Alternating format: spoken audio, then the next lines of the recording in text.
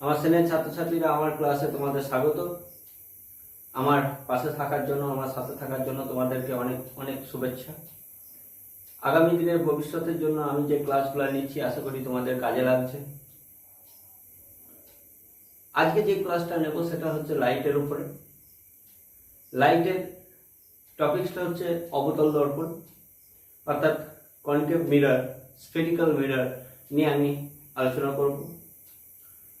এই ক্লাসটা করবার আগে আমি যে মেইন কথাটা বলবো সেটা হচ্ছে, আমার ক্লাসটা যদি তোমাদের ভালো লেগে থাকে তাহলে শেয়ার করতে ভুলবে না। লাইক কমেন্ট তো খোলা আছেই। তোমরা যত শেয়ার করবে আমার কাজের ইন্সপিরেশন তত বাড়বে, ভালো লাগবে আমার কাজটা আরও ভালো করে করার জন্য, আরও গুরুত্বপূর্ণভাবে করার জন্য। আশা করি বোঝাতে পারলাম। চলো শুরু করা যাক আজকের ক্লাস। দেখে নিই আমরা প্রথমে যে টপিকটা, সেটা হচ্ছে sign convention of spherical mirror. দেখো, এই সাইন কনভেকশনের ব্যাপারটা অনেকের ক্ষেত্রে একটা কনসেপ্ট ক্লিয়ার থাকে না। কনসেপ্ট ক্লিয়ার না থাকার জন্য নিউমেরিক্যাল প্রবলেমের জন্য সমস্যায় পড়তে হয়। আর তোমরা নিশ্চয়ই জানো, আমাদের এইচএস বলো বা জয়েন্ট বলো, যে কোনো পরীক্ষার ক্ষেত্রে নিউমেরিক্যাল প্রবলেম কতটা গুরুত্বপূর্ণ। তাই নিউমেরিক্যাল প্রবলেম করতে গেলে অবশ্যই যেটা জরুরি সেটা হচ্ছে তোমার কনসেপ্ট ক্লিয়ার করা। এইবার আসি আমি সাইন কনভেকশনের ব্যাপারে। দেখো, আমি বোর্ডে এঁকে রেখেছি, এই একটা কনকেভ মিরর, এই একটা কনভেক্স মিরর। দেখো, দুটো এক্সিস আমার আঁকা আছে। এটা হচ্ছে এক্স অ্যাক্সিস, ভার্টিক্যাল বরাবর যেটা হচ্ছে ওয়াই অ্যাক্সিস। এটা হচ্ছে কনভেক্স মিরর, এটা এক্স অ্যাক্সিস, এটা ওয়াই অ্যাক্সিস। এইবার কথা হলো যে আমার বস্তু একদিকে থাকলো, প্রতিবিম্ব একদিকে তৈরি হলো, ফোকাস দূরত্ব, এইগুলোর ডিস্টেন্স যখন মেজার করব তখন আমার চিহ্নের ব্যাপারটা ভীষণ গুরুত্বপূর্ণ এইসব অঙ্কের ক্ষেত্রে।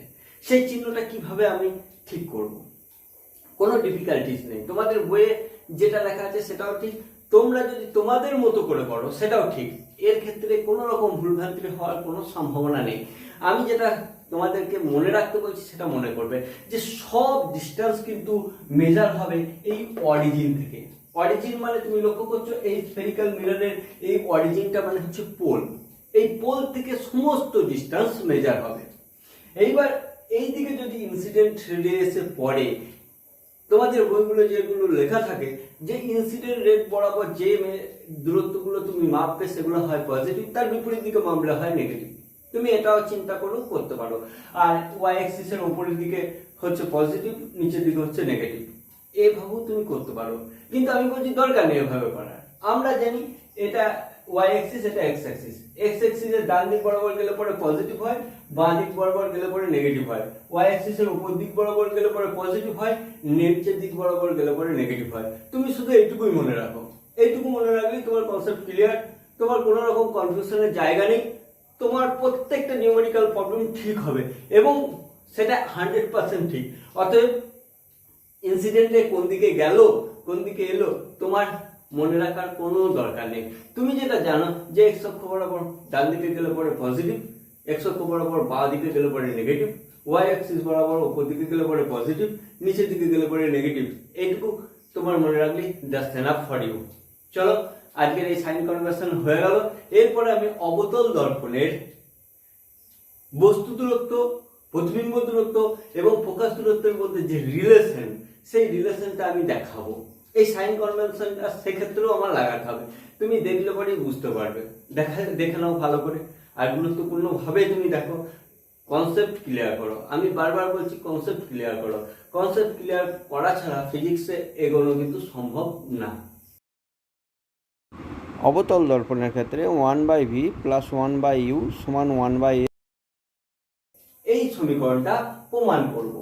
দেখো, ভি মানে আমরা জানি প্রতিবিম্ব দূরত্ব, ইউ মানে বস্তু দূরত্ব, এম মানে ফোকাস দূরত্ব।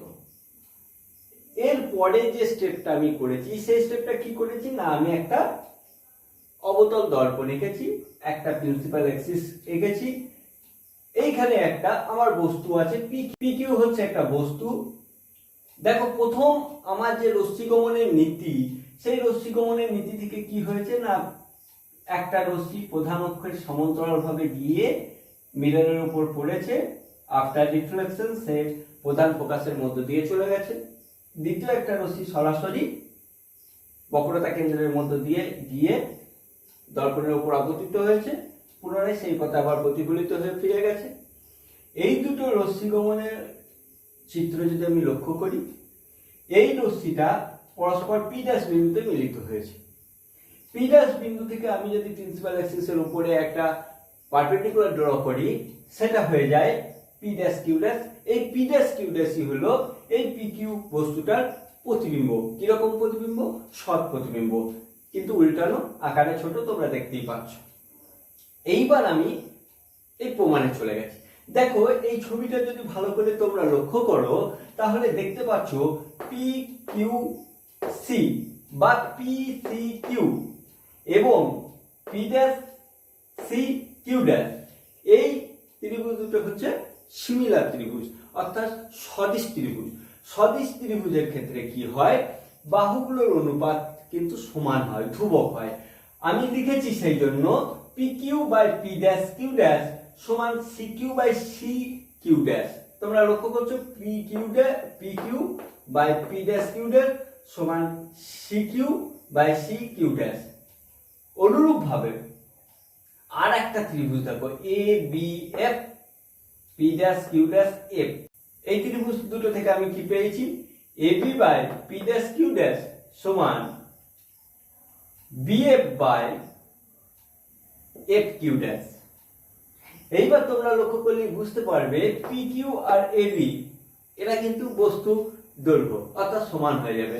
আমি এ বির জায়গায় পি কিউটাকে বসিয়ে দিয়েছি, দুটো সমীকরণ আমি পেয়ে গেছি। দুটো সমীকরণ পেয়ে যাওয়ার পরে আমি সমীকরণ দুটোকে তুলনা করেছি। তুলনা করলে কি পেয়েছি? C Q by C Q dash B F by F Q dash. এই সমীকরণটা আমি পেয়েছি। এইবার লক্ষ্য করো এর পরবর্তী স্টেপটা।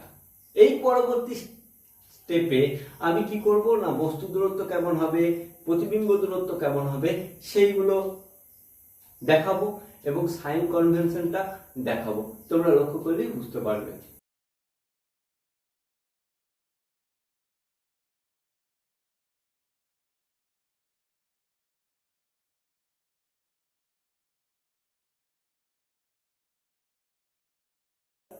আমি সাইন কনভেনশনটা লাগাচ্ছি। দেখো, প্রথমে আমি একটা এক্সিস কিন্তু টেনে নিয়েছি। আমি বলেছি পজিটিভ দিক বরাবর, পজিটিভ এক্স বরাবর ধনাত্মক আমি ধরবো। সেইভাবেই দেখো, এখানে বস্তু দূরত্ব, এখানে প্রতিবিম্ব দূরত্ব সব নেগেটিভ। ও কিউ মানে বস্তু দূরত্ব মাইনাস ইউ লিখেছি। ও সি মানে বক্রতা কেন্দ্রের দূরত্ব সমান মাইনাস আর সমান মাইনাস টু এফ, এটুকু আমরা জানি। ও কিউ ড্যাশ সমান মাইনাস ভি লিখেছি। বিএফ সমান ও এফ সমান হচ্ছে মাইনাস এফ। কেন এটা হলো না, ও আর বি খুব কাছাকাছি বিন্দু, সেই জন্য এফটার মান সমান হয়েছে। সি কিউ মানে কি, ও কিউ থেকে ও সিটাকে আমি বাদ দিয়েছি, সেটাই করেছি, minus U plus two F হয়েছে। এইভাবে কিন্তু আমি এই ক্যালকুলেশনগুলো করেছি। ক্যালকুলেশনগুলো করে নেওয়ার পরে আমি জাস্ট মানটা এখানে পুট করে দিয়েছি। দেখো, পুট করবার পরে আমি কোনাকুনি গুণ করেছি। কোনাকুনি গুণ করলে পরে কি হয়, minus P minus U, U V হয়ে যায়। মাইনাস বি এর সাথে এইটা গুণ করলে মাইনাস টু এফ ভি হয়ে যায়। এফ এর সাথে এইটা গুণ করলে মাইনাস ইউ এফ হয়। এর সাথে এটা গুণ করলে টু এফ স্কোয়ার হয়। সিমিলারলি ধরো এই পক্ষ গুণ করলে পরে এই জিনিসটা হয়। তারপর কাটাকুটি করে দিয়েছি। কাটাকুটি করে দেওয়ার পর এইরকম জাস্ট ফিগারটা এসেছে। ফিগারটা আসার পরে আমি মাইনাসগুলোকে হটিয়ে দিয়েছি। মাইনাসগুলোকে হটিয়ে দেওয়ার পরে ইউ ভি এফ দিয়ে আমি ডিভাইড করে দিয়েছি। ইউ ভি এফ দিয়ে যখন ডিভাইড করে দিয়েছি তখন আমার ইকুয়েশনটা এরকম দাঁড়িয়ে গেছে। এটাই হচ্ছে তোমার অবতল দর্পণের ক্ষেত্রে বস্তু দূরত্ব, প্রতিবিম্ব দূরত্ব এবং ফোকাস দূরত্বের মধ্যে সম্পর্ক। আশা করি জিনিসটা তোমাদের ক্লিয়ারলি বোধগম্য হয়েছে। আমি আবারও বলছি, আমার ক্লাসটি যদি ভালো লেগে থাকে, আমার ভিডিওটি যদি ভালো লেগে থাকে, পরবর্তী ভিডিওর জন্য আমার ক্লাসটিকে অবশ্যই ফলো করবে এবং লাইক শেয়ার করতে ভুলবে না। তোমরা ছড়িয়ে দিলে বাকি যারা স্টুডেন্ট আছে তাদেরও উপকার হবে। তাই আশা করব তোমাদের কাছ থেকে আমার ভিডিওটিকে ছড়িয়ে দাও। ভালো থাকবে, শুভেচ্ছা রইল।